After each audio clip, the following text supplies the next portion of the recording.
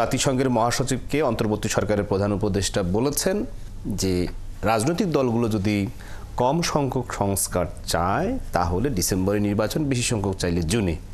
কি বলবেন গণসংহতি? ধন্যবাদ। দেখুন, এটা প্রধান উপদেষ্টা এর আগেও একবার বলেছেন।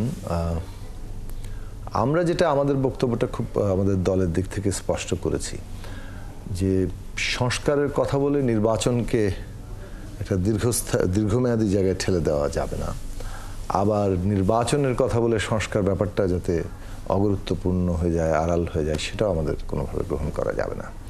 প্রথমত এই ব্যাপারটাই খুবই আপত্তিকর এবং ভুল, এবং আমার মনে হয় যে খুব যথার্থ জাতীয় স্বার্থ থেকে বলা হচ্ছে না যখন সংস্কার এবং নির্বাচনকে মুখোমুখি করা হচ্ছে।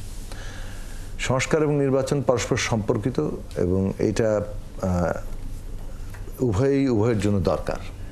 নির্বাচনের জন্য সংস্কার দরকার, কোনো সন্দেহ নেই এতে।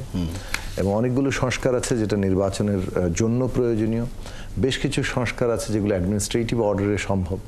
সেইখানে আমরা আগেই বলেছিলাম যে যত দ্রুত পলিটিক্যাল কনসেনসাস তৈরি হবে, সেই কনসেনসাসের ভিত্তিতে অনেকগুলো সংস্কার কিন্তু অ্যাডমিনিস্ট্রেটিভ অর্ডারেই শুরু করে দেওয়া দরকার। এখন তারপরে বাকিটা তো চর্চার প্রশ্ন না, কিন্তু আপনারা তো অন্যদিক থেকে অনেক সংস্কার আছে যেগুলোকে আপনি সম্পন্ন করতে হলে আপনাকে জনপ্রতিনিধি লাগবে। আপনি সংবিধান তো আসলে অনেক প্রস্তাব করেছেন অনেকে, কিন্তু আসলে এটা টেকসই জায়গা না। প্রপার একটা সংবিধানের জায়গায় আমরা যখন যাব তখন জনপ্রতিনিধিত্ব এবং জনগণের ভোটে নির্বাচিত একটা সংসদ, যে সংসদ সংবিধান সংস্কারের ম্যান্ডেট পাবে, তাদের মধ্যে দিয়ে সংবিধানের সংস্কার সম্পন্ন করতে হবে। ফলে নির্বাচন লাগবে, নির্বাচনের জন্য সংস্কার লাগবে, আবার সংস্কার সম্পন্ন করার জন্য নির্বাচন লাগবে।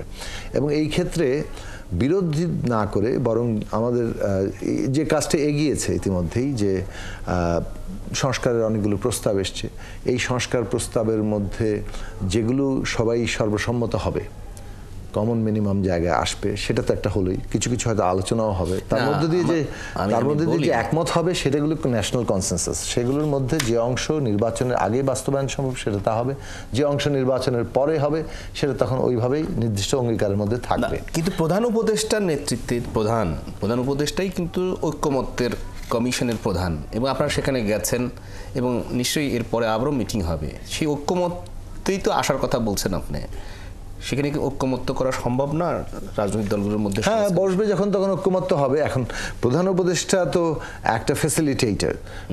মাননীয় প্রধান উপদেষ্টা এবং তার উপদেষ্টা মণ্ডলী তারা ফ্যাসিলিটেট করবেন। এখন ফ্যাসিলিটেট করার ক্ষেত্রে তার যে প্রস্তাব, তিনি তো একটা টাইম লিমিট রেখেছেন ফ্রম ডিসেম্বর টু জুন। এখন এই টাইম লিমিটের মধ্যে আপনার রাজনৈতিক দলগুলো কমন মিনিমাম যেখানে আসবে, এখন ওইটা যেটা আমি বললাম যে এটা বাংলাদেশের রাজনৈতিক উত্তরণের পর্বটি আমাদেরকে ঐক্যমত্যের ভিত্তিতেই এগিয়ে নিয়ে যাওয়া দরকার এবং যথাসম্ভব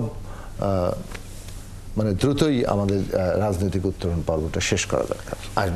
আসবো আপনার কাছে আলোচনায়।